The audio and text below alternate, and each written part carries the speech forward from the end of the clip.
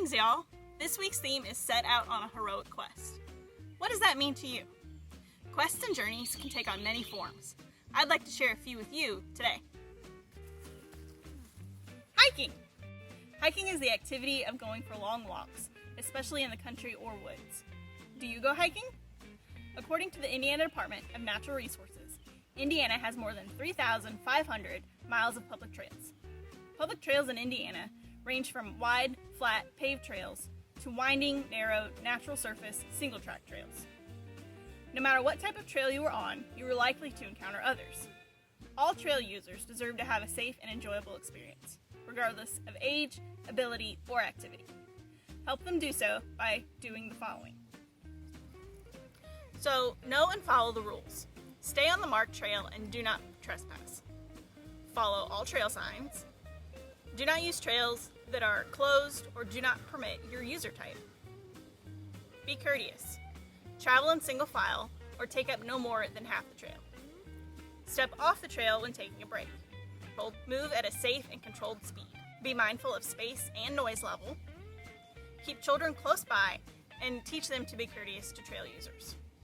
Always yield to slow users, uphill traffic, and horses. Pet etiquette. Do you plan on taking your pets with you when you go hiking? Keep them on a leash and under control at all times. Keep pets close by when other trail users are close or passing. And pick up after your pet. Be a good steward. Dispose of all waste properly. Do not disturb wildlife and their habitats.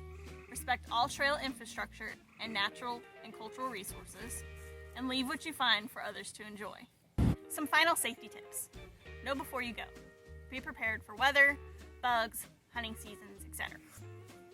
Good things to take. Sunscreen. Bug spray. Walk, run, or ride within your limits.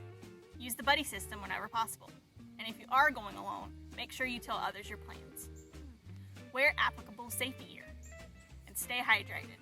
Bring clean water or know the closest reliable source of clean water.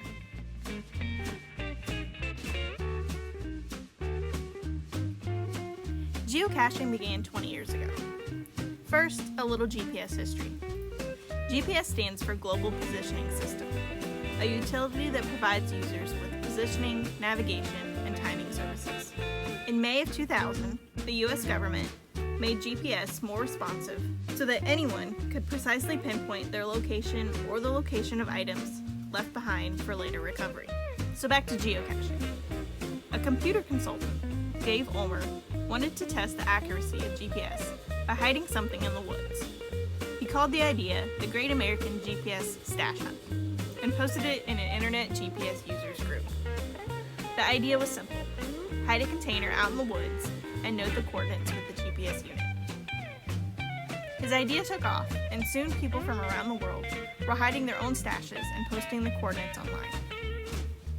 Within the first month, Mike Teague, the first person to find Ulmer's stash, began gathering the online posts of coordinates around the world and documenting them on his own website. The GPS Stash Hunt mailing list was created to discuss the emerging activity. New names for the activity were discussed. One such name was geocaching. That original website evolved into geocaching.com, the place to go for all your geocaching needs. In fact, you'll need to go there to register an account if you want to find caches. You'll also need a GPS device or an app on your mobile phone. So what should you take with you when you go geocaching? Your most basic supplies are a GPS-capable device, like a phone, a geocaching.com membership, and a pen or pencil. You want to dress appropriately for the weather and environment. And if you're going to be outside for some time, bring water. If you want, you can bring your own Geoswag to leave in the cache. Right, today I'm going to show you how to make your own Geoswag. Here are the supplies you'll need. Flat-sided marbles. These will be in your family packet bag. Matte paper, which is also included in the family packet. Mod Podge or Elmer's glue. Geo name tags. Here are some blank ones. You'll want to write your geo name on the tag. a brush for applying the Mod Podge, scissors for cutting, and a pen or marker to write your name on the geotags. So first we're going to cut the map to the size and shape of the marble. So I'm going to use this one. And I'm going to also use this map. So I'm going to cut this one out. Since that blue dot is the library, I'd like to have that be in the center.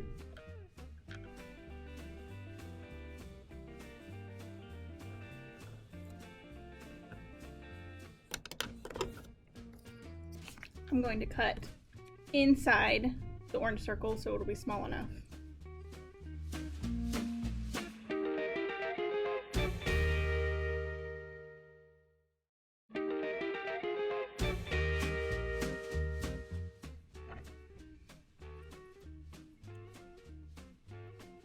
That'll work. Okay, so you also want to cut out a name tag. I've started to cut this one out. I'm going to make it a little smaller than this circle so it'll fit the flat-sided marble.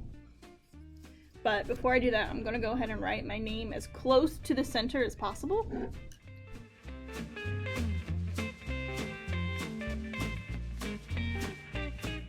And then when I'm cutting it out, I'm going to try to keep my name on there.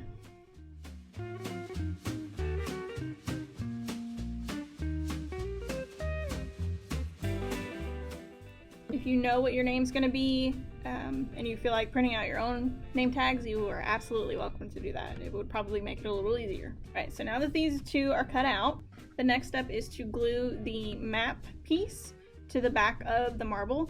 And I want to make sure that the map will show through the top. So I've got my brush and my Mod Podge. I'm going to put a little on there. I'm going to put a little on the marble itself. So again, map side on the flat part, so facing down. I'm going to go ahead and do a little bit of a coat on this side. So when you're brushing, you can make sure that the paper kind of molds to the edge of the marble there. And you can wait for that to dry, or you can go ahead and put your geotag on that side. And this time you want to make sure that the lettering is on the outside. I'm gonna get a little more Mod Podge and coat this. Again, you want to make sure that you're getting those edges.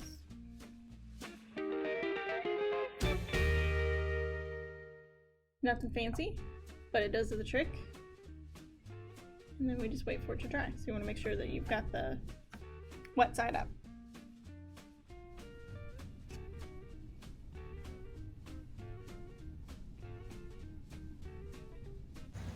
So what are the basic rules of geocaching?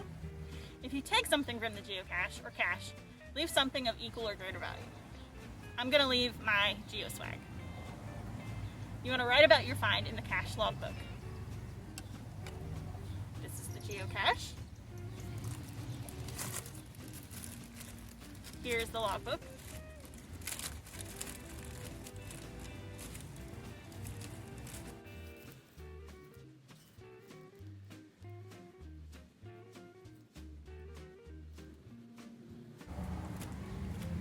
Alright, so the log goes back in the bag,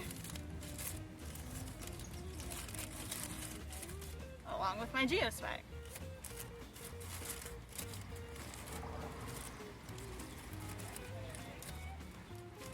If it's in a bag, you want to make sure it gets zipped up tight to help protect it from the weather. And make sure you put it back. Cache should always be left where you find it.